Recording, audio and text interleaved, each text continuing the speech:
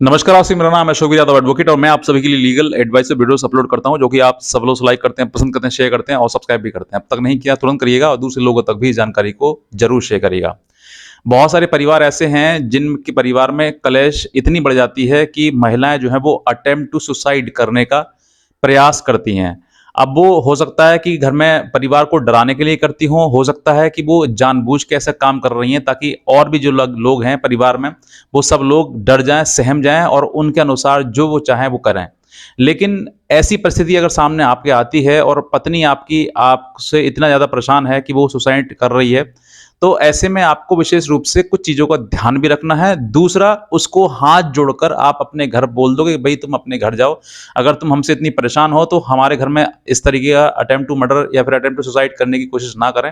क्योंकि अगर ऐसी चीज़ें आप करते हैं और भविष्य में ये इस चीज़ को अंजाम मिल गया, तो समझ लीजिए आप पूरे जीवन भर अपने आप को समझा नहीं पाओगे और कानून आपको छोड़ नहीं पाएगी।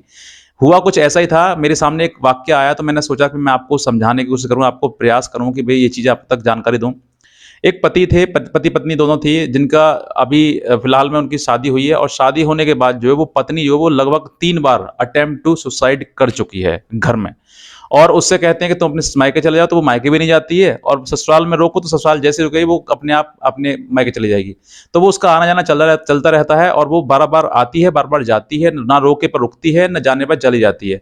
वो सिर्फ़ और सिर्फ़ क्या करती है कि अपने जिस ससुराल में जो है उनको उन लोगों को डरा रही है, धमका रही है हर प्रकार से थाने, कोर्ट कचहरी से और वो अटेम्प्ट टू सुसाइड 3 बार कर चुकी है।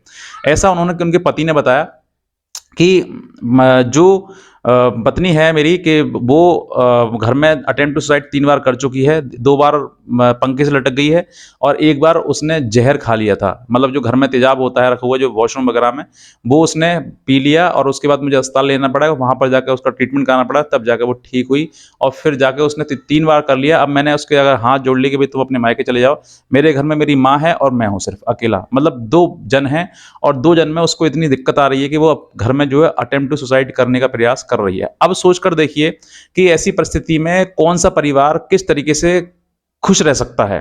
जिस घर में एक महिला आकर अटेम्प्ट टू सुसाइड कर रही है, वो क्यों कर रही है, क्या चाहती है, क्या नहीं चाहती है, ये तो वो परिवार समझ सकता है। लेकिन ऐसी मतलब ऐसा एक्टिविटी घर में करना कितना घातक हो सकता है कि 2 बार प्रयास पंखे से लटकने का किया वहाँ पर और मैं 1 बार तेज़ाब पी कर किया। अगर इनमें से कोई भी जो एक्ट है इसका एक्ट अगर एग्ज़ीक्यूट हो गया मतलब पूरा हो गया, तो क्या होगा फिर? वो जो प्रयास जो परिवार है, जो माता और मतलब एक बेटा है उनका, अगर ये ऐसा हो गया तो वो दोनों के दोनों हमेशा के हमेशा जेल चले जाएँगे और जेल में जाने के बाद जो है पूरा जीवन जो है वो उनका नरक बन जाएगा कि हमसे गलती क्या हुई और उनकी गलती कुछ होगी नहीं, लड़की की बार-बार अटेम्प्ट टू सुसाइड वो कर रही है, वो करना कहीं न कहीं वो कर लेगी। तो ऐसे अगर पत्नी आपकी बार-बार कोई धमकी दे रही है या फिर वो अटेम्प्ट टू सुसाइड कर रही है या घर में आकर अपने आप को नुकसान पहुँचा रही है, तो भाई साहब उसके हाथ जोड़ लीजिए और घर से अपने मायके छोड़ आओ उसको कि भई मायके में तुम रहो, तुम ससुराल में बहुत ज़्यादा दुखी हो, ससुराल में मत रहो। अब उसके बाद अगर आपके ऊपर केस करती है, तो वो दहेज का करेगी, मेंटेनेंस का करेगी, खर्चे का करेगी, कर लेने दो। लेकिन अगर ये दहेज हत्या का अगर तुम्हारे ऊपर केस लग गया ना, तो इसमें उम्र कैद है सज़ा। तो सोच कर देख लीजिए आप अगर आपके साथ में ऐसी चीज़ें हो रही हैं या फिर हो गई हैं, तो कितना दुःख आपको हुआ होगा और किस तरीके से आप इन सब चीज़ों से निकल पाएँगे।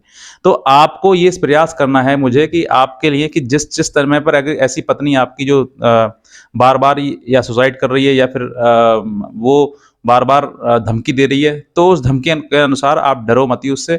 बस उसका हाथ जोड़कर पैर पकड़ के भैया घर जाओ तुम्हारे बस का नहीं है हमारे घर में रह पाना, या सँभालना है घर को, तो फिर आप अपने मायके में रहिए। हो सकता है उसका माइंड डाइवर्ट हो जाए, कुछ समय बाद चीज़ों को समझ में आ जाए उसके, तब वो वापस आ जाए। लेकिन इस समय पर परिस्थिति अगर इतनी खराब है कि वो मरने का प्रयास कर रही है या फिर कुछ खाने का प्रयास कर रही है या अपने आप को नुकसान पहुँचा रही है, तो ये नुकसान अपने आप को नहीं, वो नुकसान तुम्हें पहुँचा रही है। ये समझ लीजिए। अगर उसको खरोच भी आई, उसने 100 नंबर फ़ोन कर दिया, उसने कहा कि भई 3 मतलब मुझे मारने को प्रयास करे जा रहे हैं, तो वो पुलिस जो मान लेगी कि हाँ, इसको जान से मारने का प्रयास किया जा रहा है। अगर आपके घर में रहकर उसने ज़हर खा लिया और वो मर गई या फिर कुछ हो गया उसके लिए, ना मरी बच गई, तब भी आपके ऊपर आ जाएगा भई इसने आपने मारने का प्रयास किया। तो वहाँ पर भी 307 जैसे आपके ऊपर ऑफ़ेंस लग सकते हैं। तो ये चीज़ें आपको समझनी है कि अगर ऐसी गतिविधि ऐसी महिला है कि आपके साथ में रहकर इस तरीके के वो काम कर रही है या धमकी दे रही है और वो कर भी रही है, तो आप जो है वो सतर्क हो जाइए। आप उसके साथ फिर जीवन यापन नहीं हो पाएगा उसका, क्योंकि वो कहीं ना कहीं आपको इस तरीके के एक्ट से या तो डरा रही है, और अगर उसने कर लिया तो फिर समझ लीजिए आप क्या होगा। अगर आपको इस चीज की थोड़ी सी भी जानकारी नहीं है तो आप एक बार कोर्ट में जाकर देख लेना कि जिन महिलाओं के मतलब जिन पतियों के पत्नियों ने सुसाइड कर लिया है उन पर क्या बीती है, कितने वो दिन वो जेल में रहे हैं और फाइनल रिजल्ट क्या आया है। ये एक बार देख लेना आप, उसके बाद ही आप निर्णय लेना कि साथ में रहना है या फिर नहीं रहना है। इसीलिए मैं कह रहा हूं कि अगर पत्नी आपकी इस तरह की कर रही है तो भाई साहब हाथ जोड़ लीजिए, उसके बोल दीजिए कि तुम घर जाओ, हमारे बस की बात नहीं है, हम रख पाएंगे आपके लिए। अगर और आपको भी नहीं रह सकते हैं क्योंकि आप बार बार घर में आकर ऐसी एक्टिविटी कर रहे हैं। तो मैंने ये आपको समझाने का प्रयास किया था कि अगर ऐसी चीज़ें हो रही हैं तो बस समझ लीजिए, आपको हाथ जोड़ लीजिए और कहिए मायके रहिए आप। मायके में साल 2 साल 3 साल में अगर उसका माइंड ठीक हो जाता है तो बुला कर ले आना, और अगर नहीं होता है और मुकदमा कर रही है तो मुकदमा बोल झेल लो। ये 304 बी से बेहतर है कि 3 498 ए का मेंटेनेंस का और डीबी का मुकदमा आप झेल लें, वो बेहतर है इन सब चीज़ों से लिए। इसलिए मैं कह रहा हूँ आपसे लिए कि थोड़ा सा समझदार बनिए, और अगर ऐसी चीज़ आ रही है सामने थोड़ा सा अपने आप को बचाने का प्रयास करिए। बस इतना ही कहना चाहूँगा। अगर आप नए हैं तुरंत सब्सक्राइब कर लें और दूसरे लोगों तक भी इस जानकारी को जरूर शेयर कर लें। आज का वीडियो देखने आपसे बहुत धन्यवाद।